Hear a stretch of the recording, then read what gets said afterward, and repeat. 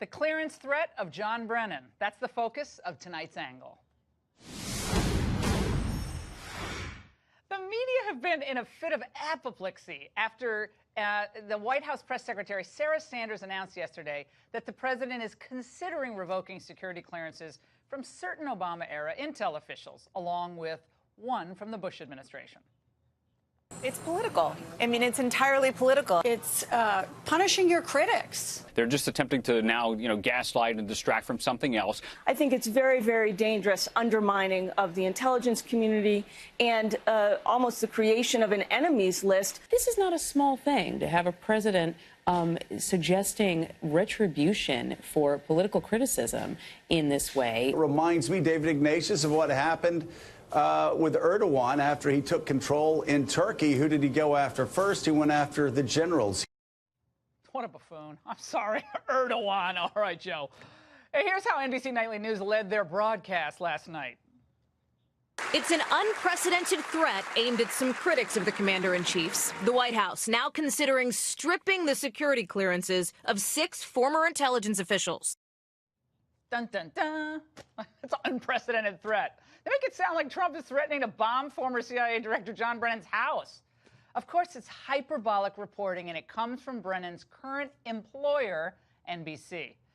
But shouldn't it concern the media that former intel officials are using their credentials to lend themselves credibility as they go off to engage in political combat with the President of the United States?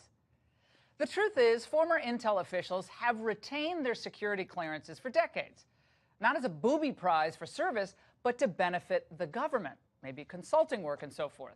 For instance, the CIA is working on a case involving something a former intel official had worked on. He can use his continued access to act as a reference, maybe give some insights.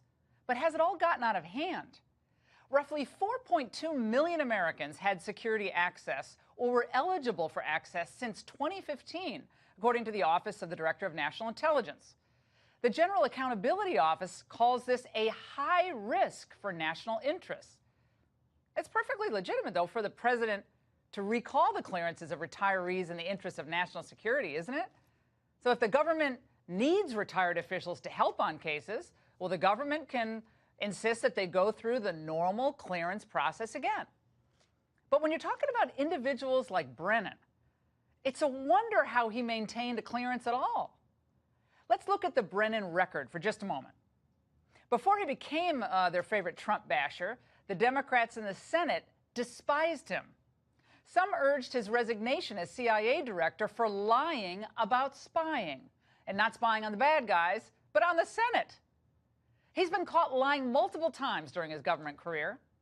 Senator Dianne Feinstein in March 2014 called out the CIA under Brennan's leadership for its effort to harass and thwart an ongoing Senate investigation into the Bush-era enhanced interrogation program.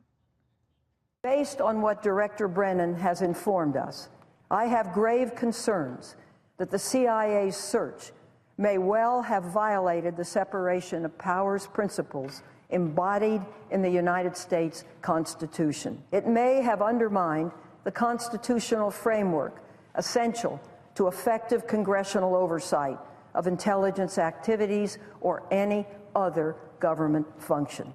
Now, of course, Brennan was incredulous that anyone would question his credibility and his integrity. As far as the allegations of, CIA hacking into, Senate computers, nothing could be further from the truth. I mean, we wouldn't do that. I mean, that's just beyond the scope of reason in terms of what we would do. Well, naturally, they did spy, and they would spy. What you just heard was a lie. 10 CIA staffers were found to have breached Senate Intel Committee computers. Senator Mark Udall, no conservative, called on Brennan to resign. But Obama protected Brennan. And let's not forget that Brennan was caught lying last year on the Steele dossier. Director Brennan, do you know who commissioned the Steele dossier? I don't. Did the CIA rely on it? No. Why not? Because we didn't. It was not in any way used as a basis for the intelligence community assessment that was done. Oh, my God, every time I hear that. In fact, 2 former intel chiefs, Jim Clapper and Mike Rogers, both disputed Brennan's claim that the dossier was not part of their assessment. Rogers in a letter to Congress and Clapper last October on CNN. Some of the substantive content, not all of it, but some of the substantive content of the dossier we were able to corroborate in our intelligence community assessment. Well, given Brennan's history of lying and obfuscation and his completely unhinged statements about President Trump, any sane person would question his objectivity and credibility. Trump is right 100% to be skeptical of Brennan and to call him out on his misinformation campaign. As the Wall Street Journal's Kimberly Strassel noted last week, Brennan has been bragging that it was he who started the ball rolling on this entire Russian collusion narrative.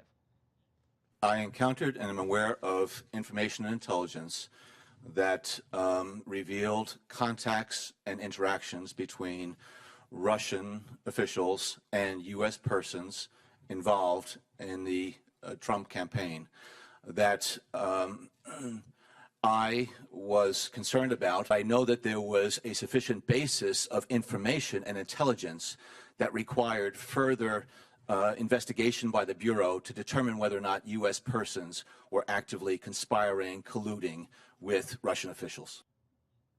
Well, even if you're not wild about everything Trump has done, as David Harsanyi wrote in The Federalist back in March, John Brennan shouldn't be lecturing Americans. He should be the focus of a congressional inquiry. He should be put under oath. And it looks like that may finally be coming.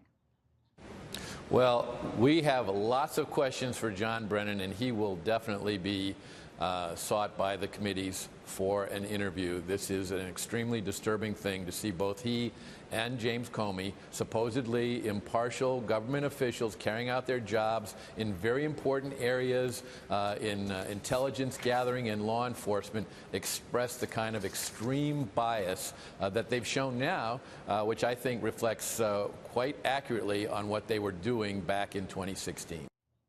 Well, the idea that we should continue to allow John Brennan and other deep state partisans to use their security clearances to validate their political attacks is sheer madness. To do so is to allow them to further disgrace the agencies they've already tarnished through their biased actions. And that's the angle.